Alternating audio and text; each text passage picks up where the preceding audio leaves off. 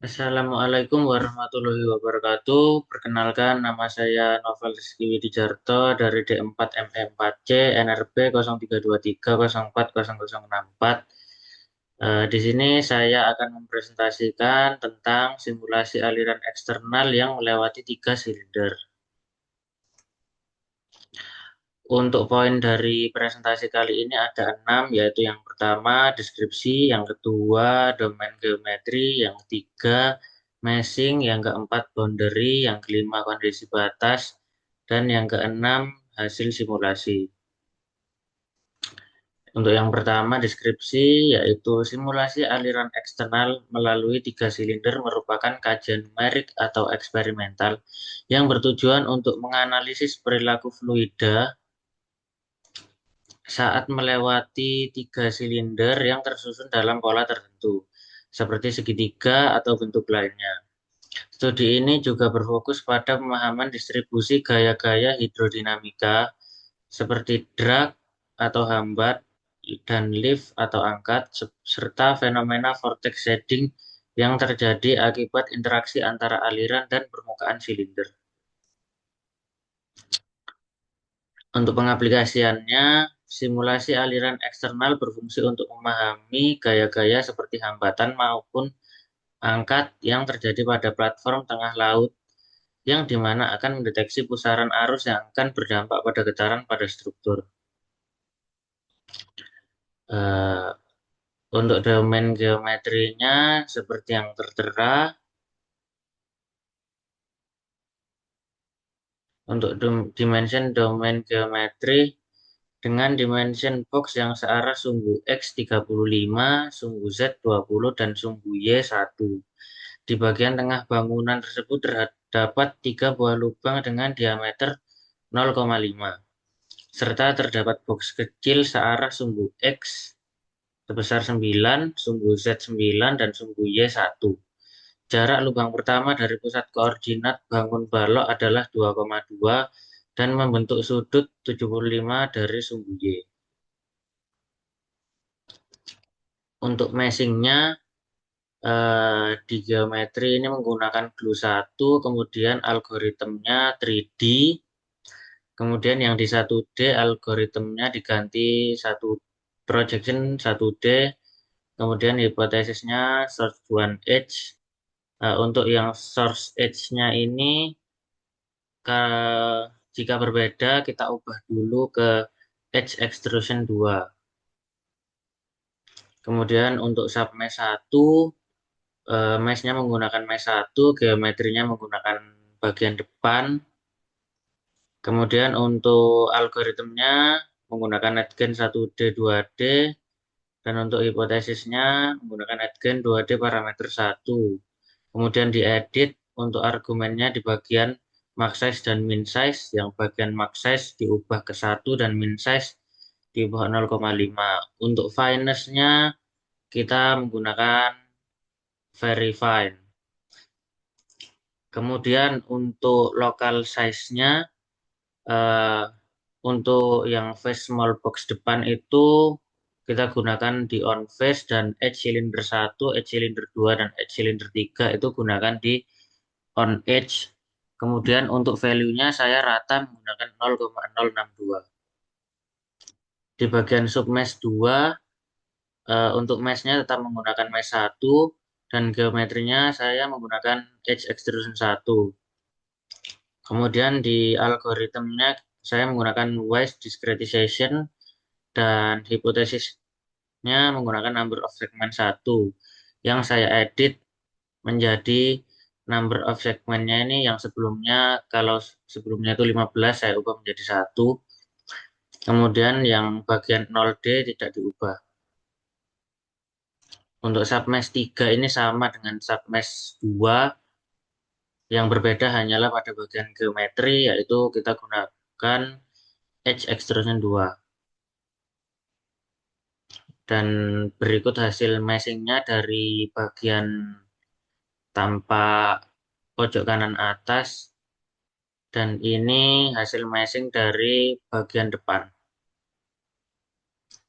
Kemudian untuk boundary, saya Yang saya ubah adalah bagian depan dan belakang. Untuk type-nya saya ubah menjadi empty. Dan kemudian yang saya ubah lagi adalah silinder 1, 2, 3. Di bagian type juga saya ubah menjadi wall. Yang lain mengikuti seperti yang silinder 1. Kemudian pada kondisi batas di bagian file P yang saya ubah adalah depan dan belakang sama, yang saya ubah type-nya menjadi empty. Kemudian di file U sama, yang saya ubah adalah depan dan belakang di bagian type menjadi empty. Kemudian di file control dictionary yang saya ubah yaitu right interval jadi 0,5, end time menjadi 200, dan delta T menjadi 0,005. Untuk yang lain seperti yang tertera. Ini juga seperti yang tertera. Kemudian untuk transport properties di bagian NU itu saya ubah menggunakan NRP saya dengan rumus 1/RE, dan RE sama dengan 100 ditambah NRP. Jadi 1 dibagi 164 sesuai NRP saya, dan hasilnya adalah 0,006097560976. Nah, berikut adalah hasil simulasi saya di bagian plot vorticity. Seperti yang tertera, itu ada pada waktu 0,5, pada waktu 100, dan pada waktu 200. Ini adalah hasil simulasi pada bagian plot kontur tekanan. Yang saya cantumkan adalah pada waktu 0,5, 10, 50, 100, dan 200. Kemudian pada plot koefisien CD terhadap waktu, yaitu grafik pertama menunjukkan plot koefisien CD terhadap waktu untuk 3 buah silinder. Dari grafik tersebut terlihat bahwa nilai CD pada awal waktu sangat tinggi, namun dengan cepat mengalami penurunan dan stabil setelah beberapa waktu. Silinder 2 menunjukkan fluktuasi yang lebih besar dibandingkan silinder 1 dan silinder 3. Terlihat dari amplitudo grafik yang lebih berosilasi. Hal ini menunjukkan bahwa silinder 2 mengalami gaya drag yang lebih tidak stabil sepanjang waktu dibandingkan dua silinder lainnya. Untuk plot koefisien CL terhadap waktu, yaitu ketika silinder mengalami osilasi CL yang cukup signifikan, dengan silinder 2 menunjukkan osilasi paling besar dibandingkan silinder 1 dan 3. Ini menunjukkan bahwa silinder 2 mengalami variasi gaya angkat yang lebih dinamis yang bisa disebabkan oleh aliran turbulen atau interaksi vortex yang lebih kuat di sekitarnya. Untuk root mean square atau RMS, dari tabel ini memperkuat hasil grafik dengan memberikan nilai kuantitatif dari fluktuasi CD dan CL. Untuk koefisien drag, silinder 1 memiliki nilai RMS tertinggi, diikuti oleh silinder 3 dan silinder 2 paling rendah.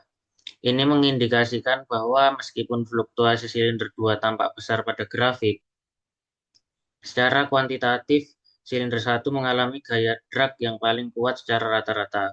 Sementara itu, untuk koefisien lift, silinder 2 menunjukkan nilai RMS tertinggi, yaitu 1,73 kali 10 pangkat min 16. Diikuti silinder 3, dan yang paling rendah adalah silinder 1. Hal ini menunjukkan bahwa silinder 2 mengalami osilasi gaya lift terbesar, sejalan dengan pola fluktuatif yang tampak jelas pada grafik CL. Sekian presentasi dari saya. Terima kasih atas perhatiannya. Wassalamualaikum warahmatullahi wabarakatuh.